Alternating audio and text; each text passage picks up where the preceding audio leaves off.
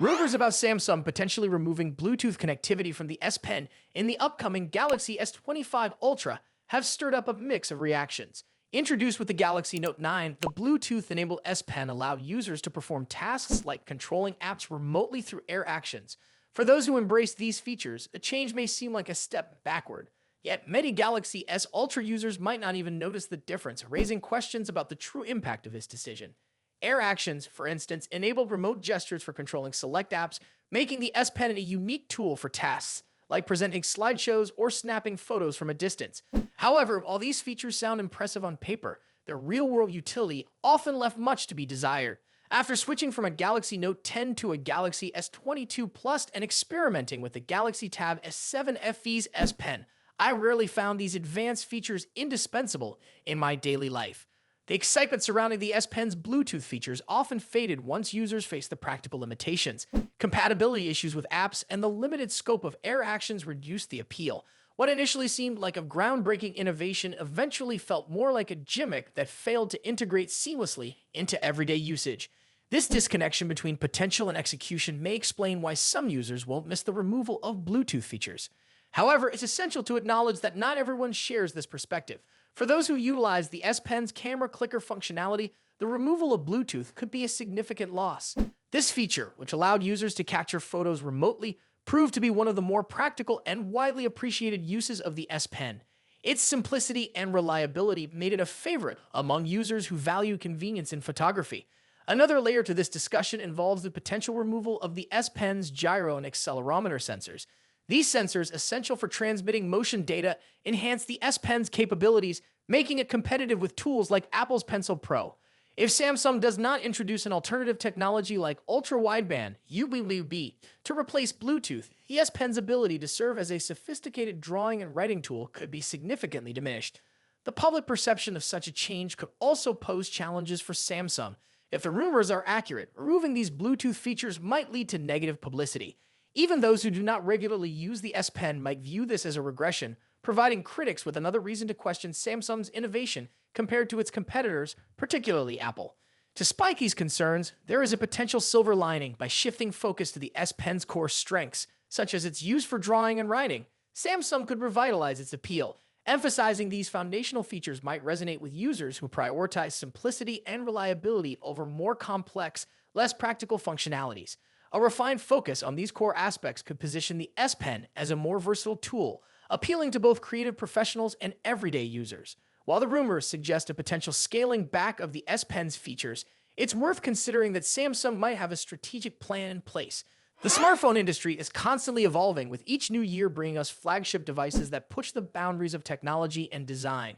In this video, we'll be taking a close look at the two biggest names in the smartphone world right now: Apple's iPhone 16 Pro Max and Samsung's Galaxy S24 Ultra. Both phones are powerhouses in their own right, but how do they stack up against each other? Let's dive into the battle of the bigs. Design and size. As expected, Apple's iPhone 16 Pro Max doesn't deviate much from its predecessor when it comes to design.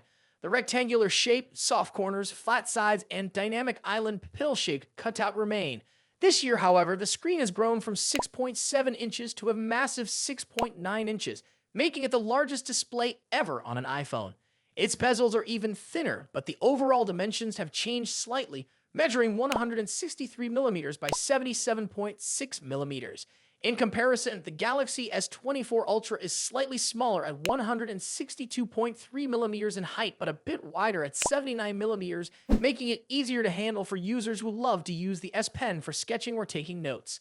Speaking of the S Pen, Samsung once again offers the stylus nestled into the bottom of the Galaxy S24 Ultra.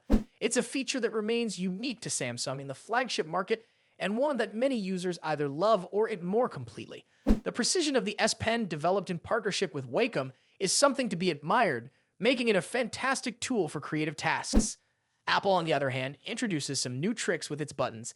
The Action button, which debuted in the iPhone 15 Pro series, returns, offering customizable functions for launching apps or activating Siri shortcuts. But the real star of the show is the new Camera Control button. This physical key, equipped with a capacitive surface, allows users to control the camera with a swipe, much like a traditional camera shutter button, enhancing the photography experience. Both phones come in sleek color options. The iPhone 16 Pro Max offers titanium finishes in white, black, natural, and the new Desert Titanium. Meanwhile, Samsung gives users a broader selection with titanium violet, yellow, black, and gray, and 3 exclusive colors if you order directly from Samsung's website.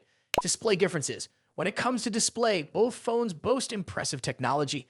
The iPhone 16 Pro Max features a 6.9-inch OLED panel with a 120Hz refresh rate and an always-on display that can drop its refresh rate to just 1 Hz, keeping your wallpaper or photos visible even when the phone is asleep.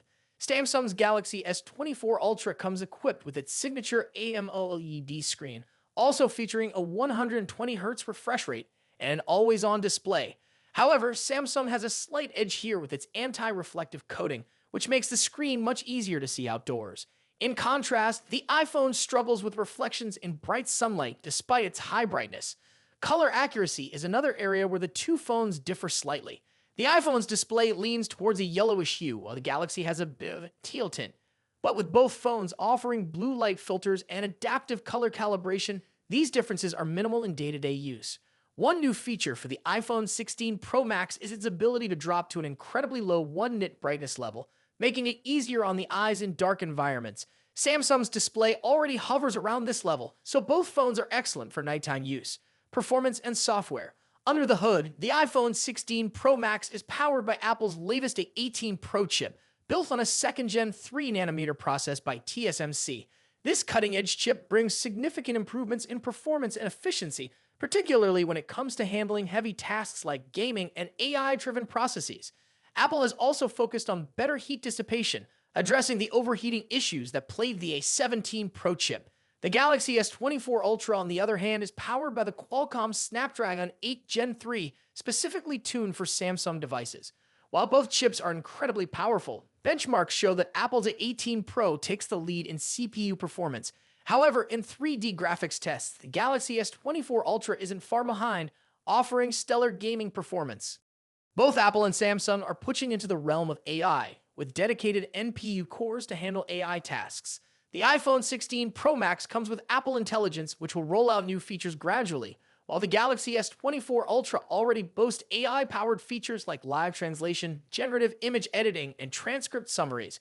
As for software, the iPhone runs iOS, which has seen some welcome changes this year, bringing it closer to the flexibility of Android.